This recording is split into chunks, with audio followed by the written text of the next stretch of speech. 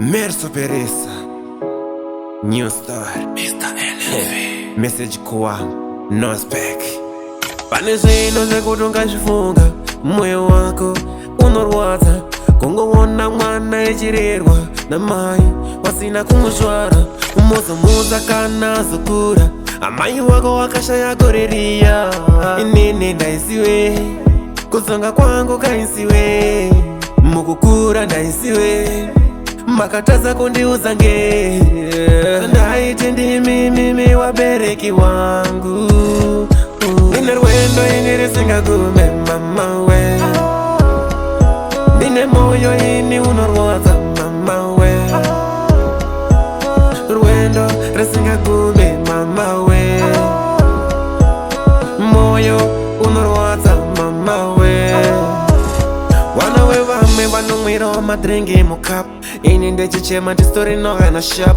Vamwe vanofarana namai nanababa, ini ndechichema ndichitoda ungofadzwa. Kanzi wabereki vanotopa makomborero, saka angu ndichapuwawo nani. Zvandisina ini amai nababa, angu makomborero ndichapuwawo nani. Dai makandudza ndiri mwana womudiki, kwakukura kwangu zvaidawo zviri nani.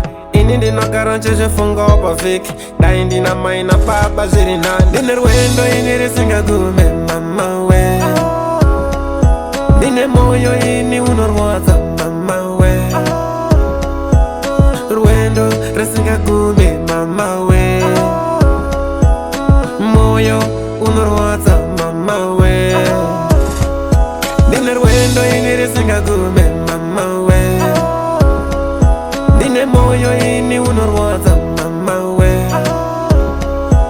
rwendo risingagume mama we, moyo unorwadza mama we. Pane zvino zvekuti ungachifunga moyo wako unorwadza kungoona mwana echirerwa namai wasina kumusvara, umozomudza kana azokura amai wako wakashaya koreriya. Inini ndaisiwe kutsonga kwangu kaisiwe, mukukura ndaisiwe makatadza kundiudza nge ndaiti ndimimi wabereki wangu. Ndine rwendo ini risingagume mama we, ndine moyo ini unorwadza mama we,